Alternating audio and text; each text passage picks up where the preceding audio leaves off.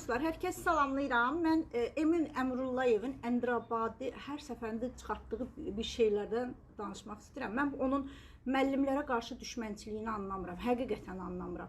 Ya bu Emin Əmrullayevin müəllimlərini xahiş edirəm, tapın, çıxardın. Görək bunların hansı biri bu Emin Əmrullayev neyinibsə, elə bir də fəmli o müəllimi alaq ataq içəriyə.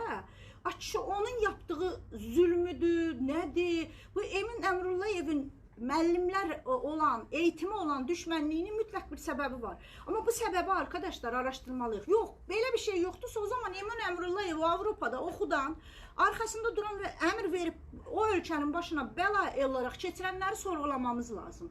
Azərbaycan dövləti. Bu adamı Allah aşkına, aslında Emin de değil ha. Mən bugün bir dostumuz dedi ki, Emin'le alakası yoktur. Mikhail Cabbarov'un kadrıdır bu. Ya kardeşim, sizin bu Azərbaycan eğitimiyle ne problem? Onsuz da berbat bir eğitimimiz var idi. Bir taraftan da siz niye bunu bədbəxt eləyirsiniz? Önce müəllimlərə, özünüzün adamları vasitəsilə adını yazmağa bilməyən Əndirabadi, kuri, muri, uyduraraq müəllimləri imtihana soxdunuz. 45 ilin müəllimini imtihana soxmaq o ölkənin bitməsi deməkdir. Azərbaycan deyilən bir ölkə yoxdur. O 45 ilin müəllimi İlham Əliyevə dərs keçib. O 45 ilin müəllimi Emin Əmrullayev sənə dərs keçib. Əgər mənim eğitim sistemim o müəllimlər savadsızsa, siz də savadsızsınız. O zaman siz də istefa verəsiniz. Çünki o müəllimlərin dərs verdiyi hər kəs, hamımız hər şeyi buraxmalıyıq. Bunu başa düşdüm. Ay qardaş, ay bacı, bu millətin niyə əxlaq dəyərlərinə oynursunuz?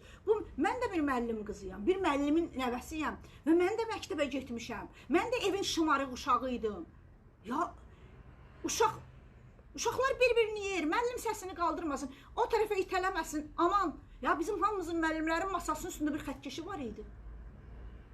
Biz demirik ki, döysünlər, hamımızın uşağı var, amma əzizim əzizdir, tərbiyəsi ondan əzizdir. Müəllimə 200 manat cəza nə? Bu indi baxıram, bütün müəllimlər arxasını dönmüş, bıraxmış uşaqlar bir-birini. İndi səhər uşaqlar bir-birini döyəndə, bir-birinin başını yerə vuranda deyəcəklər ki, müəllim hara baxmış? Müəllim sizin uşaqlarınızın bəkçisi deyil.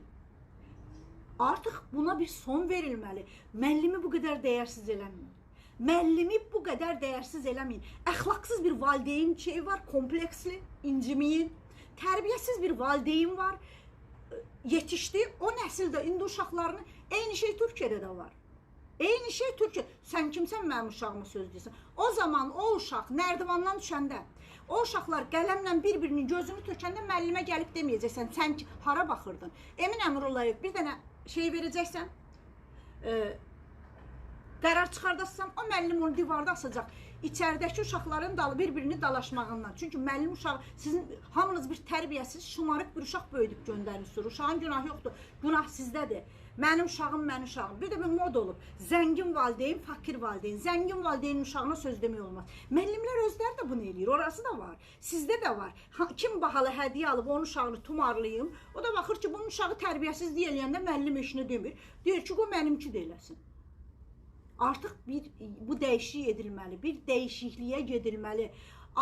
Azərbaycanda eğitim yox idi. Bununla da eğitimi tamamen bitirirlər. Cahil topluluqlarda isə əxlaqsız çoxalar, oğurluq, dolandırıcılıq çoxalar və eyni zamanda köləliyə doğru üz aşağı gedərik. İndi hansısa məmurlar istədiyi kimi at oynadacaq deyə bir toplumu yox etməyə haqqınız yoxdur. Durdurun bu hayasızlığı və durdurun bu təhsilə olan bu biabırçılığı. Yenə deyirəm, Emin Əmrullayevin, onu ora təyin eləyibsə, Mikhail Cabbarovu kim təyin eləyibsə, onun hər kimdirsə, çağırın bunları, nə olar, bir yoxlatdırın, bunların müəllimləri zadı, görək neyiniyiblər bunlara. Əgər ölübsə o müəllimlər, tamam deyib qəbirdən çıxardıb cəzalandırarıq. Amma bunların müəllimləri olan kininin bir kökü var.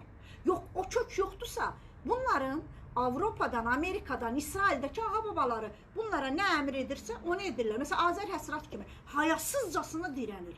Hayasız və sırtıqcasına milyonlarla ölkənin %99'unun müsəlman olan Azərbaycan xalqının həyasızcasına dirənir və bütün siyonist kanallar da bu adamı efirə çıxardırlar. Bunun üzərindən bir propaganda, yanlış bir yerə gedirik və bunun zərərini irəlidə xalqla bərabər iqtidar sən də görəcəksən və bunun zərərini o millətlə bərabər İlham Əliyev sən də görəcəksən, Mehriban Əliyeva sən də görəcəksən.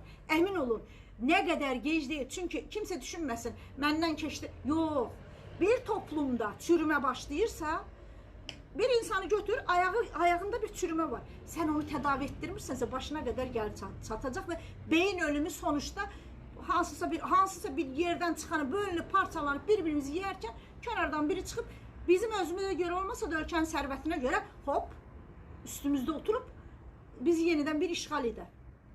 Balalarınızı da düşünün, yazıq günahdır. Etməyin, eləməyin. Bu millətə həqiqətən çox böyük zərbə vurursunuz. Yazıqdır, günahdır.